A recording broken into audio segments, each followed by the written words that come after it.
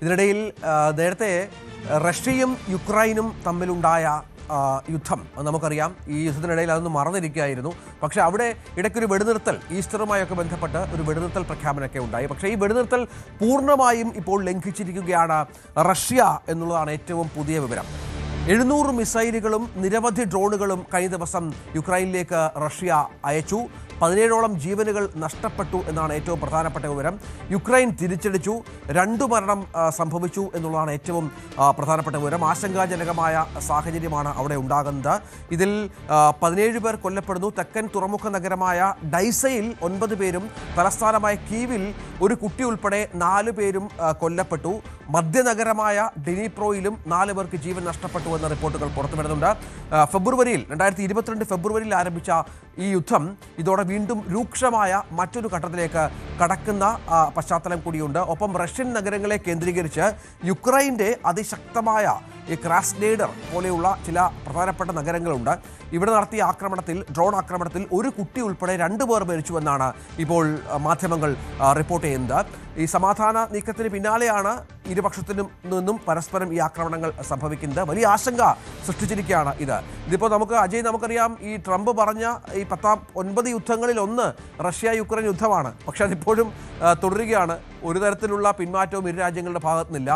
ഇപ്പോൾ ഈ റഷ്യയും വീണ്ടും യുദ്ധത്തിലേക്ക് കടക്കുമ്പോൾ എണ്ണയടക്കമുള്ള കാര്യങ്ങളിൽ വീണ്ടും ആശങ്ക ഉണ്ടാകും. ലോകരാജ്യങ്ങൾ വീണ്ടും വലിയ കെടുതികളിലേക്ക് പോകും. ക്രൂഡ് വില ഇപ്പോൾ നിലവിൽ ഈ ലെവലിലെ വെടിനിർത്തൽ പ്രഖ്യാപനം കാരണമാകണം ഇപ്പോൾ കുറച്ചൊന്ന് കുറഞ്ഞിട്ടുണ്ട്. $98.05 മാറിയിട്ടുണ്ട്. പക്ഷേ ഇപ്പോൾ ഈ റഷ്യ യുക്രൈൻ യുദ്ധം അത് തീർച്ചയായിട്ടും ഒരു ആശങ്ക ഉളവാക്കുന്ന കാര്യമാണ്. പക്ഷേ ഇത്തരമൊരു സാഹചര്യത്തിനോട് ഈ ക്രൂഡ് ഓയിൽ വിലയടക്കം പൊരുത്തപ്പെട്ടു എന്ന് വേണം മനസ്സിലാക്കാൻ. കാരണം ഈ റഷ്യ യുക്രൈൻ യുദ്ധം നിലനിൽക്കുന്ന സാഹചര്യത്തിൽ തന്നെ ക്രൂഡ് ഓയിൽ വില ഏതാണ്ട് $60 ആ ഒരു നിലവാരത്തിലൊക്കെ എത്തിയിരുന്നു.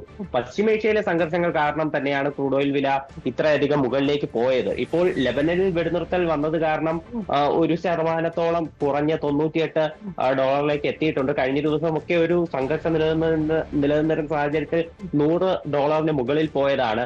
എന്തായാലും ഇപ്പോൾ ഒരു ഈസ്റ്റർ പ്രമാണിച്ചാണ് ഒരു വെടിനിർത്തൽ റഷ്യക്കും അതുപോലെ തന്നെ യുക്രൈനും ഇടയിൽ വന്നിരുന്നത്. അമേരിക്കയുടെ ഒരു സമ്മർദ്ദവും ഇക്കാര്യത്തിൽ ഉണ്ടായിരുന്നു. അമേരിക്കയുടെ മധ്യസ്ഥത കാരണം തന്നെയാണ് ഇത്തരമൊരു വെടിനിർത്തലിലേക്ക് തന്നെ കാര്യങ്ങൾ എത്തിയത്. കഴിഞ്ഞ തവണയും ഇത്തരമൊരു വെടിനിർത്തൽ ഈസ്റ്ററിനെ സംബന്ധിച്ചുണ്ടായിരുന്നു. പക്ഷേ 2 പക്ഷത്തു നിന്നും കഴിഞ്ഞ തവണ ഈ വെടിനിർത്തൽ ഒരേപോലെ ലംഘിക്കുകയായിരുന്നു. അതിനെ പരസ്പരം കുറ്റപ്പെടുത്തുന്നുമുണ്ട്. എന്നാലും കൂടുതൽ കുറ്റപ്പെടുത്തൽ യുക്രൈനിലേക്കായിരുന്നു കഴിഞ്ഞ വർഷം നീണ്ടത്. പക്ഷേ ഇപ്പോൾ റഷ്യയാണ് ഒരു ആക്രമണം തുടങ്ങി വെച്ചിരിക്കുന്നത്. റഷ്യ ആക്രമണം തുടങ്ങി യുക്രൈനും തിരിച്ചടിക്കുകയുണ്ടായി. അപ്പോൾ കഴിഞ്ഞ തവണ എങ്ങനെയാണോ US-ന്റെ മധ്യസ്ഥതയിൽ ഈസ്റ്റർ പ്രമാണിച്ച് ഒരു വെടിനിർത്തൽ ഉണ്ടായി അത് പരാജയപ്പെട്ടത്, അതുപോലെ തന്നെ ഇതേ വർഷവും ആവർത്തിച്ചിരിക്കുകയാണ്. അപ്പോ അങ്ങനെ ഒരു സാഹചര്യം കൂടിയുണ്ട്. എന്തായാലും ട്രംപിന് നിലവിൽ മറ്റ് പല യുദ്ധങ്ങളും അദ്ദേഹം അവസാനിപ്പിച്ചു എന്ന് അദ്ദേഹം തന്നെ അവകാശപ്പെടുമ്പോഴും ഈ റഷ്യ യുക്രൈൻ യുദ്ധത്തിന്റെ കാര്യത്തിൽ ട്രംപ് നിരവധി തവണ ഇടപെട്ടിട്ടും യാതൊരു തീരുമാനവും ആകാത്തത് അത് അദ്ദേഹത്തെ ഒരു പരിഹാസ കഥാപാത്രവും ആക്കുന്നുമുണ്ട്. അങ്ങനെ റഷ്യ യുക്രൈൻ യുദ്ധം പുതിയൊരു രൂക്ഷമായ ഘട്ടത്തിലേക്ക് കടക്കുന്നു എന്ന വിവരം കൂടി പുറത്തു വരുന്നുണ്ട്. ഇതിനിടയിൽ പാക് ഭീകര സംഘടനയായ ലഷ്കർ-ഇ-തോയ്ബയുടെ സ്ഥാപകരിൽ ഒരാളായ അമീർ ഹംസയ്ക്ക് വെടിയേറ്റതായുള്ള വിവരങ്ങൾ കൂടി പുറത്തു വരുന്നുണ്ട്. ലാഹോറിൽ വെച്ചാണ് ഇയാൾക്ക് നേരെ ആക്രമണം നടത്തിയത് എന്നാണ് വിവരം. ഇയാളുടെ നില വലിയ ഗുരുതരമാണ് എന്നുള്ള വിവരം കൂടി പുറത്തു വരുന്നുണ്ട്. നമുക്കറിയാം, ഇയാളടക്കം 17 പേർ ചേർന്നാണ് ലഷ്കർ-ഇ-തോയ്ബ സ്ഥാപിച്ചത്. അജ്ഞാതനായ ആക്രമി വെടിയുതിർത്തതിന് ശേഷം സ്ഥലത്ത് നിന്ന് രക്ഷപ്പെട്ടു എന്ന റിപ്പോർട്ടുകൾ കൂടിയുണ്ട്. കഴിഞ്ഞ മെയ് മാസത്തിലും ഇയാൾക്ക് ഗുരുതര പരിക്കേറ്റു എന്നുള്ള തരത്തിലുള്ള റിപ്പോർട്ടുകളൊക്കെ പുറത്തു വന്നിരുന്നു. ലാഹോറിലെ വീട്ടിൽ വെച്ച് എന്തോ ഒരു അപകടം സംഭവിച്ചു എന്നൊക്കെയാണ് വിവരങ്ങൾ പുറത്തു വന്നത്.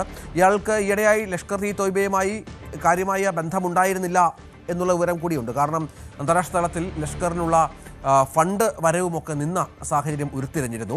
തുടർന്ന് ഇയാൾക്ക് മറ്റ് ആളുകളിലേക്ക് ഈ നേതൃത്വം കൈമാറുന്ന പശ്ചാത്തലമൊക്കെ ഉണ്ട്. പക്ഷേ സമീപകാലത്ത് ചില ബന്ധങ്ങൾ വീണ്ടും ലഷ്കറുമായി സ്ഥാപിക്കാനിരിക്കെയാണ് ഇപ്പോൾ വെടിയേറ്റത് എന്നാണ് ഏറ്റവും പുതിയ വിവരമായി പുറത്തുവരുന്നത്. കൂടുതൽ വാർത്തകൾക്ക് news 18 Keralam YouTube channel subscribe ചെയ്യുക.